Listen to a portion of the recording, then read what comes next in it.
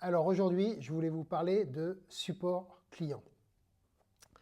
On entend souvent parler que l'IA va remplacer le support client.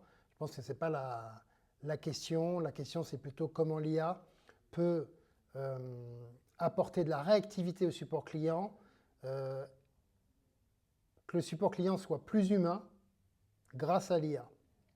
Un peu compliqué, mais je vais vous expliquer. Donc moi, pour ceux qui ne me connaissent pas, c'est Manuel Hop. J'accompagne et intègre l'IA dans les entreprises.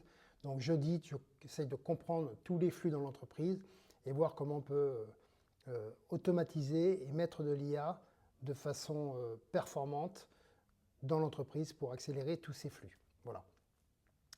Du coup, j'ai beaucoup de cas d'utilisation, de cas d'intégration de l'IA.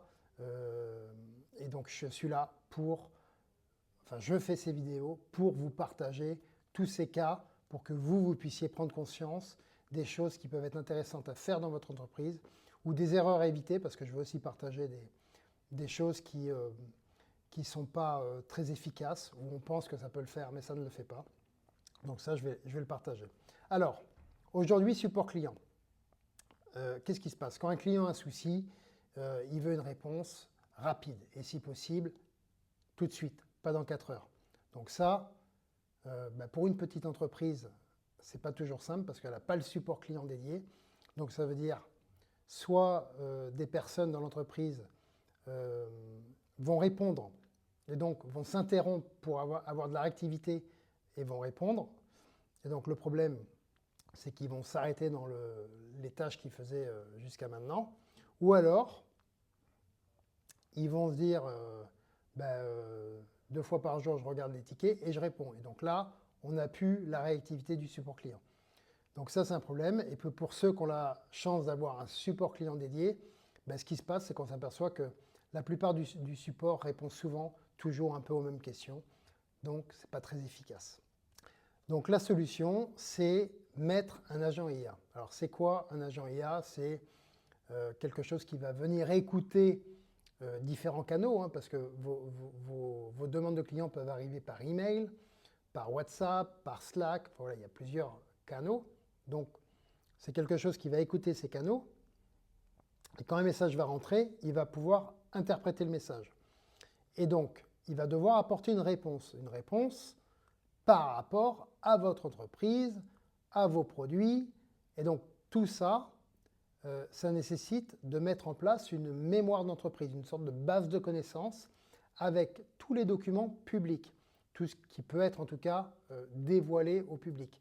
Donc, quelles sont les questions fréquentes avec les réponses, les manuels d'utilisation si c'est des produits. Voilà, on va amener toute la connaissance dedans. Et l'agent, lui, quand il récupère le mail, il interprète le mail et il a accès à toute cette connaissance. Et il va aller piocher dedans pour trouver les bonnes réponses pour répondre à la question du client. Et donc, ça évite des hallucinations. Une hallucination, c'est quoi? C'est que si vous ne mettez pas de mémoire, l'IA, elle va répondre à la question, mais elle va peut-être répondre, d'ailleurs, la plupart du temps, elle va répondre à côté. Donc, ça ne sera pas très efficace. Donc là, on la cadre en disant, voilà, tu ne vas pas voir ailleurs, tes seuls éléments de réponse sont dans la mémoire d'entreprise, dans la base de connaissances. Et si tu n'as pas la réponse, tu ne réponds pas. Voilà. Donc, alors, tu ne réponds pas, ça veut dire que du coup, c'est l'humain qui va récupérer le ticket pour pouvoir répondre. Mais c'est parce que l'IA n'a pas trouvé. Donc, on préfère qu'elle ne réponde pas plutôt que d'inventer une réponse.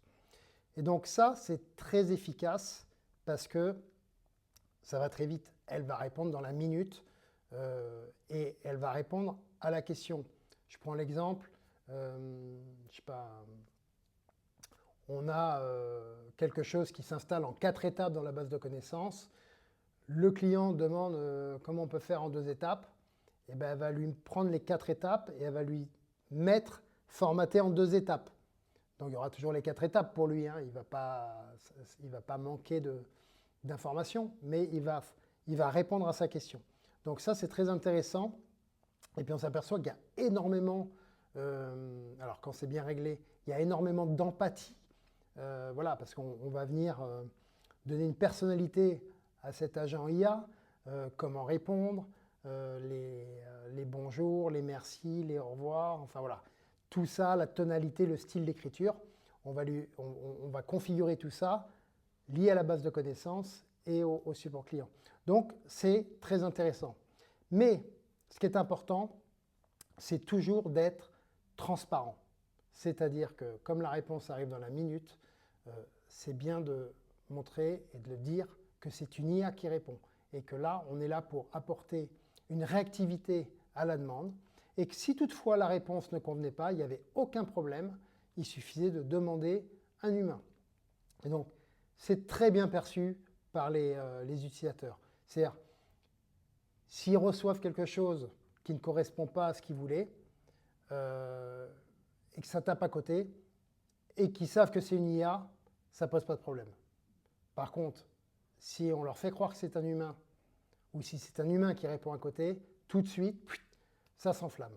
Donc, il faut être transparent, c'est une IA, réactivité support, premier élément de réponse, si ça ne va pas, vous le dites, et un humain va venir prendre la suite.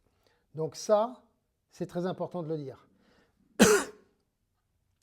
On n'est plus dans les IA qui n'étaient pas des vrais... Enfin, on pouvait appeler ça de l'IA, mais vous savez, vous avez tous eu ça, des supports où on tape sur la question, on tape sur la réponse, on retape sur la réponse, ça ne va pas, on revient au début.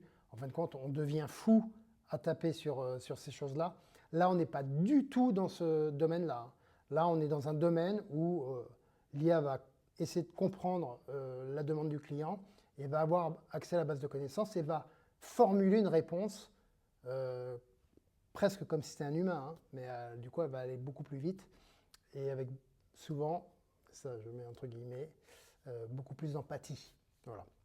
Donc, si vous avez des problèmes de support, pensez à ces systèmes-là qui sont très efficaces, qui gagnent du temps. Alors, support ou pas support client, hein, mais si vous avez en plus un support client, ça veut dire que les personnes là perdent du temps à rabâcher un peu les mêmes choses au client, alors qu'un agent pourrait le faire.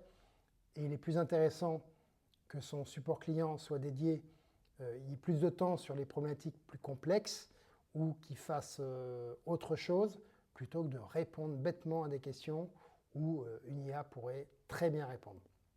Voilà. Donc, si vous avez des questions, n'hésitez pas, hein, posez-les en commentaire.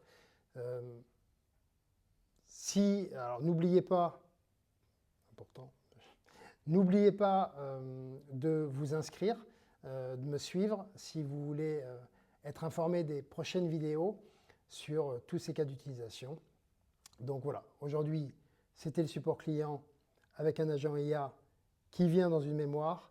Prochainement, je parlerai de comment fonctionnent les mémoires d'entreprise pour que l'IA puisse se nourrir de ces mémoires afin d'apporter des bonnes réponses. Là, on a parlé du support client, mais les mémoires d'entreprise sont très intéressantes aussi pour tout ce qui est formation, onboarding en interne pour les employés. Hein, on est tous à chercher de l'info dans les SharePoint et Google Workspace. Un agent IA qui a une mémoire d'entreprise, ça fonctionne aussi très bien. Je vous dis ciao, ciao et à très vite. Bye bye.